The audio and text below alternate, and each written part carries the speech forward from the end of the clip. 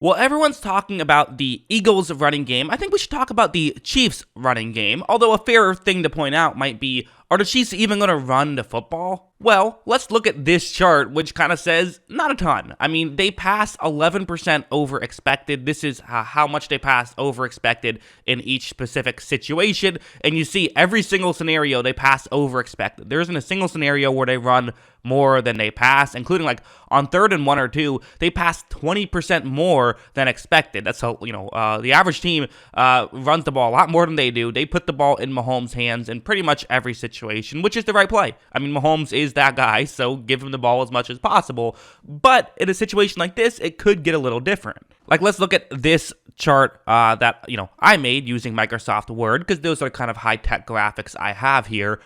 You see that the Philadelphia rushing defense EPA is 23rd in football. Their rushing defense success rate is 23rd in football. This is, what EPA means is estimated points added. So basically, they give up, first would be best, 32nd is worst, obviously. They give up a decent amount of yards, and they give up a decent amount of key plays when teams run the football. Teams run the football effectively against them this season, and they have a high success rate running the football against them this season. It's weird because you think about their great defensive line, but when you think about it a little bit more, it makes some more sense. They do have, all those edge rushers are a key factor for sure, but if you can run up the middle, there, has been some success. Also, they like to play a decent amount of, cover 2, which is, makes it easier to run on them as well. You also look at the Kansas City rushing attack. Their rush EPA is 10th best in football, and their rush success rate 6th best in football. So it's a mismatch. There's no denying the Chiefs' running game is better than the Eagles' running defense. Now, I think some people would look at this and say, okay, but how much of this is just a stylistic situation? Teams are so trying to stop the Kansas City pass that they sometimes leave themselves open in the running game. And the Eagles try to stop the pass, which sometimes leaves themselves open in the running game. That's definitely true, but also I would expect that to happen in this game as well, so there should be an opening there. And even if you want to look at like PFF grades, the Eagles' run defense is better in this scenario. They grade to be the 14th best. And while Kansas City hasn't had the best running back situation in this one, they've run blocked very well all season. And run blocking tends to be what matters more than the actual ball carrier themselves. But I would also throw in that since Pacheco has kind of taken over as their lead back, he's been much more effective. Jerick McKinnon, who has the most snaps out of the running back position, is currently PFF's 56th rated running back out of 60 total eligible running backs. They also have Melvin Gordon there, who is 60th out of 60, but then Pacheco is 23rd out of 60. I assume he'll get the majority of the snaps in this one. That might be a way that you can, that might look a little better than it looks on paper. But let's get into some film and talk about what the Chiefs can do effectively in the running game. And this is a good example, I would say, of kind of not just the typical running in between the tackles. We'll get into that stuff in a minute, but it's also they get creative, and one of the things they will use is Mahomes' legs. But I kind of started thinking, and I was like, there's ways they can use Mahomes' legs that aren't just him actually having a threat to run. It could just be him pretending to be a threat to run, and this is a great example where it's an option play, but I want to keep your eyes on number 44 for Jacksonville. That is Trayvon Walker. Look at how when this play begins. I don't think Mahomes was ever going to actually run the ball himself here. I think, if he did, he would get down very quickly. I think this was always designed to try and get the ball to Pacheco. He's just drawing Walker in, and you see that it's worked. I mean, Walker is closer towards the middle of the field right now than Pacheco is. Because of this, Mahomes is able to flip it to Pacheco, and you see Pacheco use his speed to pick up a first down on that play. Everyone talks about the creative running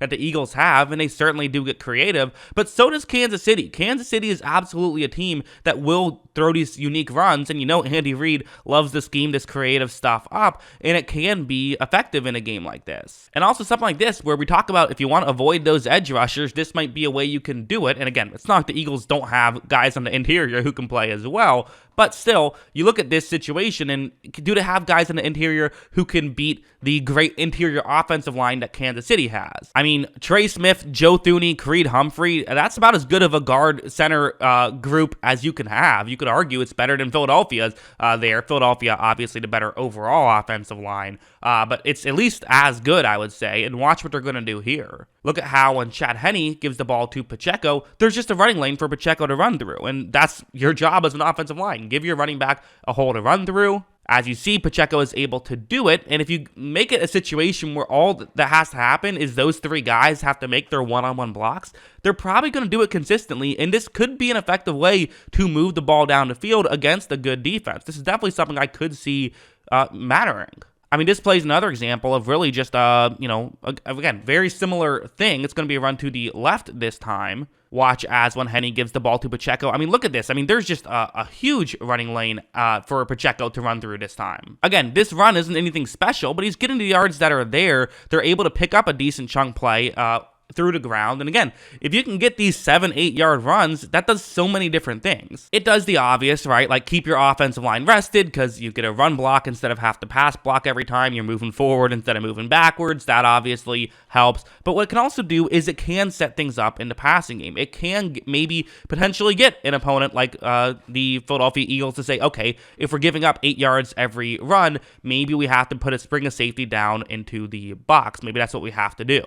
Now, going over to this play, though, it is worth mentioning, this isn't a perfect situation for Kansas City. There are ways that you can see the Eagles finding ways to stop the run effectively. Now, again, they have a lot of good players and good names, too. Like, obviously, Fletcher Cox, big name, hasn't had his best year. You have Javon Hargrave, who's one of the better pass-rushing interior defensive linemen in the league, but he hasn't graded out particularly well in run defense this year. Moten Williams has, though, so they have some guys on the interior who can play and are capable of playing, and if you can get guys to make plays, that could be the way that you get some stops in the running game. That's what's going to happen here, where you think about, okay, Joe Thuney, one of the better guards in football, right? He's a guy who just, he finds ways to win. He wins consistently. Okay, very good. We all know that. However, this time he's going up against DJ Reader, one of the better interior defensive linemen in football, and watch what's going to happen. As you see, Thuney he's really not winning this rep. Reader does a great job at not letting Thuney push him in any direction,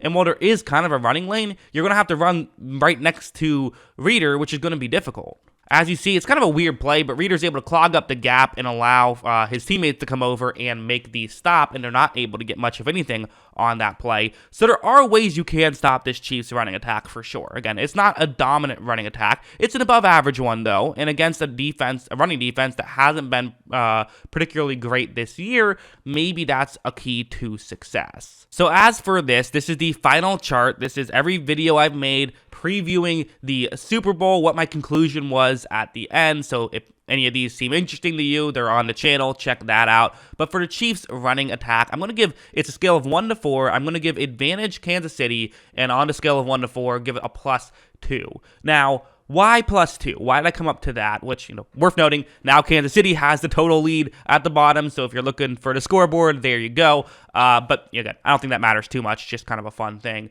But why am I going with Chiefs +2 in this one? Well, I do think they should be able to run the ball effectively. Again, it's a mismatch. I think even the most diehard Eagles fans will say, yeah, there is a way they can win in this scenario. But I think the main thing is, I just don't think that the Chiefs are going to run the ball that much. I really just don't. I think that this is going to be a passing day for the Chiefs. And listen, that might still be the right strategy because, having Mahomes throw the ball is still a great way to move the ball down the field. However, I do think that, this might be the game where having an established running game, even though you have Mahomes as your quarterback, still makes some sense. But yeah, it's just an interesting thing. It's interesting to see what they'll do with it, but they do have a bit of a mismatch there. The question is, how much do you want to do with that mismatch? So yeah, that's what I think. What do you guys think? Let me know in the comments below. Always love hearing from y'all. And of course, as always, thanks for watching.